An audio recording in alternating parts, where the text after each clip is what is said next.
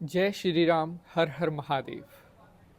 आज हम एक ऐसे टॉपिक पर बात करने वाले हैं जिसके ऊपर हमें बहुत दिनों से प्रश्न आ रहे थे। हमारे बहुत से भाइयों ने, बहनों ने, हमारी बेटियों ने हमसे इस विषय के ऊपर प्रश्न पूछा था। आज मैं आपको बताऊंगा, जो लोग कौवे को रोटी खिलाते हैं उनकी ज़िंदगी में क्या होता है। जी हाँ, हमारे सनातन धर्म में कोई भी जीव जंतु, कोई भी पशु पक्षी, यहाँ तक कि पेड़ पौधे, उन्हें भी देव संज्ञा दी गई है। अर्थात हिंदू धर्म कहता है सर्वे भवन्तु सुखिनः सर्वे सन्तु निरामया, कि सभी जीवों में, जंतुओं में, पशु पक्षी पेड़ पौधे, वो भी इंसान के ही समान है, उनमें भी जान है और सभी सृष्टि सुख से रहे, किसी को कोई रोग ना हो, सभी का कल्याण हो। आज हम चर्चा करने वाले हैं कि कौवे को रोटी डालने वाले, कौवे को अन्न खिलाने वाले लोगों के जीवन में इसके क्या प्रभाव पड़ते हैं। वैसे तो अगर हम पक्षियों में बात करें तो बहुत से पक्षी ऐसे हैं जिनको हिंदू धार्मिक दृष्टि से बहुत पूजनीय कहा गया है। जैसे अगर हम उल्लू की बात करें तो वो लक्ष्मी जी का वाहन कहा गया है। गरुड़ जी, वो भी भगवान कहे गए हैं। इसी तरह से आज हम बात कर रहे हैं कौवे की। आपने भी अपने हाथ से कभी ना कभी कौवे को कोई अन्न का टुकड़ा, कोई रोटी का टुकड़ा ज़रूर खिलाया होगा। लेकिन क्या आपको पता है कि आपके द्वारा किए गए इस कर्म से आपको अपने जीवन में किन चीज़ों का फल भोगना पड़ता है, या आपके जीवन में इसके क्या असर होते हैं। शायद आज से पहले कभी किसी ने आपको ना बताया हो, लेकिन यकीन मानिए, जो मैं आपको आज बताने वाला हूँ, इसे सुनने के बाद आपकी प्रसन्नता भी बढ़ेगी और आपका आपको एक सरप्राइज़ भी होगा कि कौवे को रोटी खिलाने से आपके जीवन में कितना कुछ बड़ा बदलाव आ सकता है।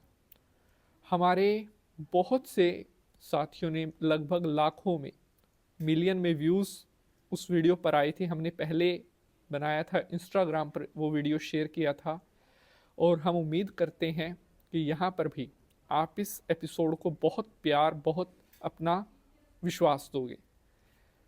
कौवे को हिंदू धार्मिक दृष्टि से एक बहुत शुभ जीव कहा गया है, पक्षी कहा गया है, और इसकी हमारे हिंदू धर्म में बहुत मान्यता भी है।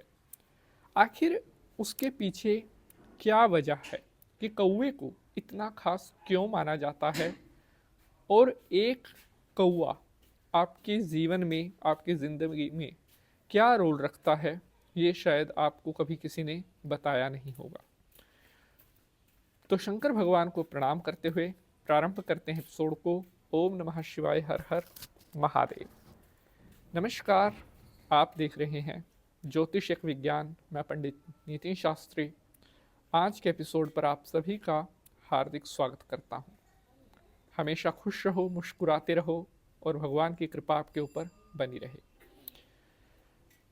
प्यारे बंधुजनों, अगर आप प्रतिदिन, हर रोज़ कौवे को रोटी खिलाते हैं, अगर एक टुकड़ा भी आप अन्न का कौवे के सामने डाल देते हैं और वो उसे खा लेता है, तो इसके बहुत भारी, बहुत बड़े बदलाव आपके जीवन में होते हैं। अगर आप ऐसा करते हो तो सबसे बड़ा, इसका सबसे मुख्य लाभ, आपके जीवन में कभी आर्थिक तंगी नहीं रह सकती, पैसे की कमी। अगर आपको आपकी लाइफ में हमेशा ऐसा लगता है कि पैसा नहीं आ रहा या कर्ज बढ़ता जा रहा है, कोई भी इनकम का सोर्स नहीं बन पा रहा है, तो प्रतिदिन कौवे को रोटी डालना आप शुरू कर दीजिए। आपकी धन पैसे से जुड़ी हुई हर समस्या धीरे धीरे करके समाप्त हो जाएगी। कभी आपको आर्थिक तंगी नहीं आने देगा यह उपाय। अब हम बात करते हैं दूसरे सबसे बड़े मुख्य परिवर्तन की, जो कौवे को रोटी खिलाने के बाद आपके जीवन में आता है। लेकिन उससे पहले एक छोटी सी रिक्वेस्ट है, अगर एपिसोड पसंद आएगा तो इसे लाइक ज़रूर करना है, क्योंकि बहुत मेहनत लगती है एक एपिसोड को बनाने में। अगर आपके घर में पितृदोष बना हुआ है, जी हाँ, क्योंकि बहुत से साथियों के कमेंट आते हैं कि पंडित जी हमें पितृदोष का कोई उपाय बताओ, तो अगर आप कौवे को रोटी डालना शुरू करते हैं और नित्य रूप से यानी कि डेली रूटीन में कौवे को रोटी डालते हैं, तो ऐसा करने पर कभी आपके घर में पितृदोष नहीं रहेगा। और अगर पहले से कोई पितृदोष आपके घर में बना हुआ है तो यह काम करने से आपका पितृदोष जड़ से समाप्त होना शुरू हो जाएगा।